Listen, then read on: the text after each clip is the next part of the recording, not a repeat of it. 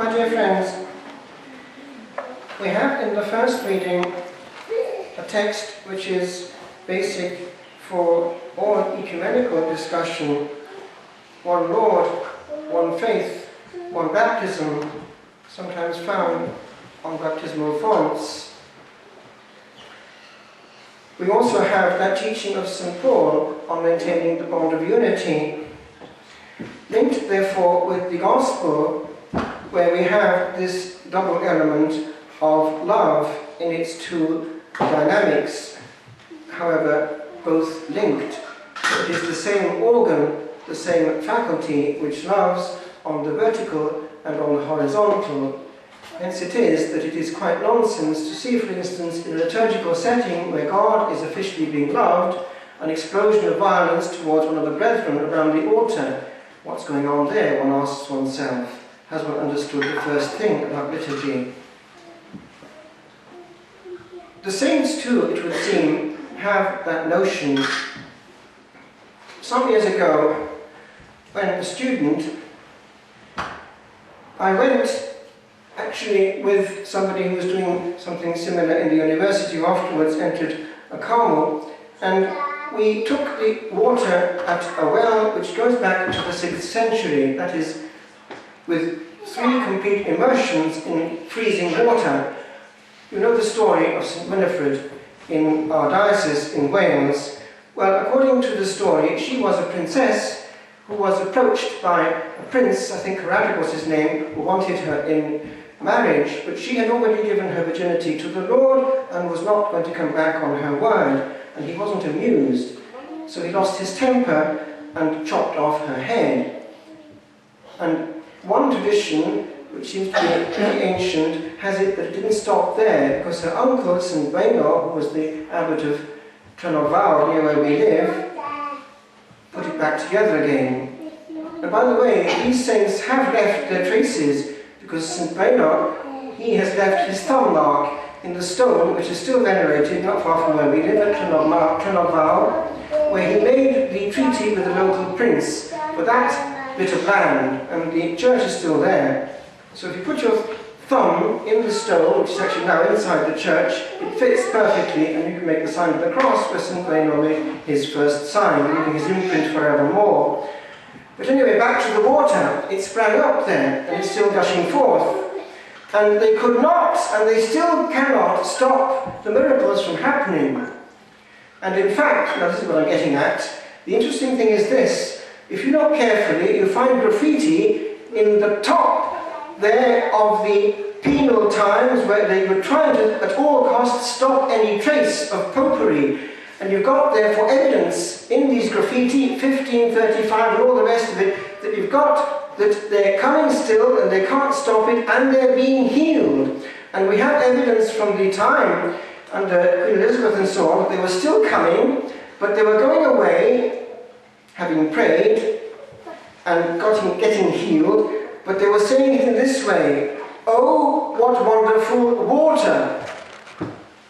Because they couldn't mention wine. And they could not stop the Holy Sacrifice from being celebrated there right through the centuries. There were priests all over the place in mufti, as we say nowadays, and it was known, and only once really did they try to stop it, and our good saint for once showed her mettle, and she didn't stand for it. They chopped off the head of the great statue of St. Winifred, and what happened? 3 days later, those responsible dropped down dead. So never more did they get back at our dear saint. And it's still happening. Now, coming along now, what happened? I asked for 3 graces there when I was a student, and I took the water, plunged them in water 3 times, complete immersion, 3 times with great devotion, and they were all 3 actually granted, I think.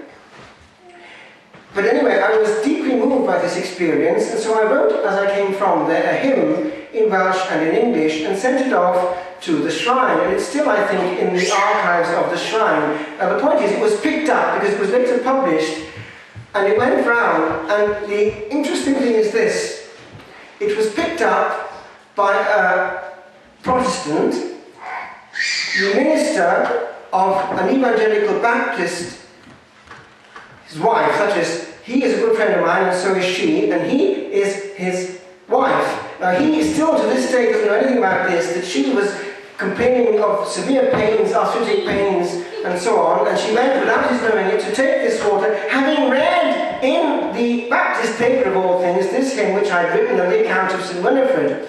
So in she went, you see, and without her husband knowing a thing, good evangelical Baptist though she was kind of keen on getting this Catholic thing, because if it works for them, it'll work for me too. And lo and behold, she was so healed that she sent me a generous check in the monastery afterwards. So I thought, wow, these saints also are truly ecumenical. And so, to this day, these friends, who, by the way, live opposite on the island there, in we have nice short names in Wales. So there we are, they're still friends, and we know this secret between us to this day. Now, what am I getting at? I'm getting at it this way, my friends. The saints in that are showing us what was important there, and right through the centuries, was that these people had good faith. We need that vision, because we can meet Catholics with all the same faith as we have on the outside, but miles away as regards their soul. Do you see what I'm saying? We meet these people where there is true charity and love for God, because we are meeting them in Christ, whereas we're miles away from our own who are not meeting Christ. And it's rather painful, actually, celebrating the sacred mysteries, and one sees around one great irreverence, indicating by that very fact that there's no love for Christ. I close the parenthesis. Today is, now it would normally be quite a big day. It's Padre Pio, now St. Pio. And normally this would be probably the biggest of all pilgrimages to Knock. I remember when I was coming to Ireland back in 1991 there, and I came back, the abbot sent me to Knock for this pilgrimage. And I was quite moved. There were 12,000 people there, and it was quite powerful. Now, of course, because of the importance of the football, this has been moved to last Sunday, because, I mean, after all, the football is the centre of the universe, isn't it? I mean, anyway, so there we are. They've put Padre Pio there on a sideline, and the football is in his place today. But however, he would be honoured in the church if it were not a Sunday. Now, I was picking up this morning because it hit me, because he has one thing which I want to tell you, all included, great and small. So are you listening? It's what he had to say to one gentleman. Now, it caught my eye because he did not ever want to be photographed. That's what started me on this track. Because I was remembering how actually a photograph changed my life. It was when I got to Italy, when Kilnacrod here in Ireland was in a terrible mess. I was told by a friend, go to another monastery of the order in Italy. Off I went, you see, and because this monastery wasn't yet in the order, it was still outside, I thought it was a bit dicey, and I was not going to go through, I was going to go to another house in the order. But then, the prior of the foundation gave me something. And on that thing, it was a photo which shows so much fulminated my soul that that photo kept me there. What was it? It was a photo of my next door neighbour, Frère Dominique, prostrate on the ground before the high altar with his arms like that. And it was so moving, it was a few seconds before he was ordained a deacon. That hit me with all its powerful, silent electricity passing through him and unto me, because I knew if I stayed there, that will come to you in a few months. If you start gallivanting, it may not come. A bird in hand is better than two in a bush. And so I stayed put, and it worked. But it was all because of that picture which said, listen, concrete things actually matter. Don't go theorizing into some beyond which may never ever come. Now, Padre Pio never ever wanted to appear on a photo, and he was very aggravated if people took him. What he would do, he would not appear on the negative. Eventually this German, Frederick something, he got round to insisting, because he thought it'd be good to have photographs of him. He went to the superiors, and the superior gave permission and may actually have commanded Padre Pio to appear. So he started appearing. Now Padre Pio would not bless these pictures in the beginning, and then this photographer said, look, Father, these are going to do good. And so he gave a quick blessing, God bless the good that you can do. And off they went, and they did a great deal of good around the world. Now this man got into Padre Pio because he had himself had a very powerful experience. Now this is the bit I want you to listen to.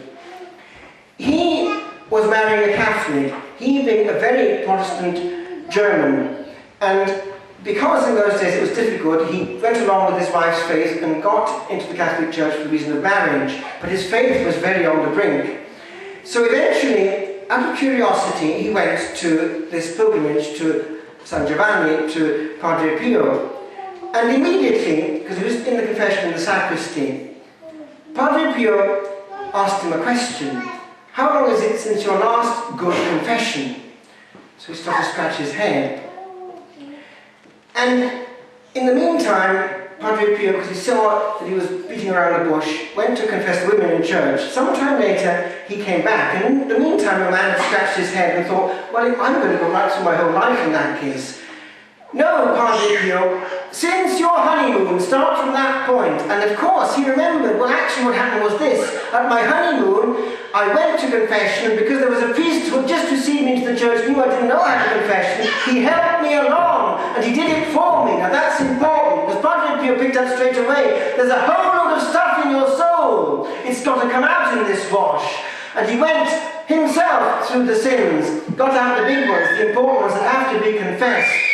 And he went on like this, Padre Pio himself. You have been singing a hymn to Satan. In other words, he was saying, all your communions have been sacrilegious, because stuff was not being confessed. So anyway, your man was fulminated, and have spent his whole life after that, going around promoting Padre Pio. Now this hit me, my friend. Look at that! Compared with what's going on in Ireland now, with these penitential services, people coming up, confess one sin, and they think they're being absolved. Well, they're not one bit of it. Remember, my friends, we're absolved from what we confess, and the rest has to be confessed, at least if it's serious sin and deliberately hidden. It's different if it's indirectly, not willingly hidden, then it's automatically absolved, but it's better even there, if there's a mortal sin, later on to come out with it at the next confession. Now let's get this straight, my friends. People are pulling on canon law because there's one canon which says this. If out of a necessity one has to receive or celebrate, it goes something like this, then one can make an act of contrition. Now, in the first instance, that's for priests who have to celebrate for the people. But for the people themselves, it's an abuse because they don't ever have to go to communion. It's better out of delicacy to postpone the communion and go to confession first. Because it shows that one is not really meeting the Lord. How can one receive the Lord into a sullied soul? It's not comfortable for our Master. So delicacy implies, let's get this straight. We never have to go to communion. We have to go to communion once a year at Easter time. At that point, we can always go to confession first. The reason given is this. Social pressure, scandal. People will ask why. Well, do you see what's happening there? They are more important than he is. Let's get this straight, my friends. This is gravely abusive. And at least in our case, let's make sure that all our communions are interiorized and a genuine encounter of love. Otherwise, we're adding a nail to the cross. I just conclude by giving you this picture because actually that question of pictures is important. Icons, pictures even, can touch the soul. And looking back at old pictures, it's amazing. The graces of the past come back. So I hang this round now because it really hit me. The power of just these cells of frozen colour.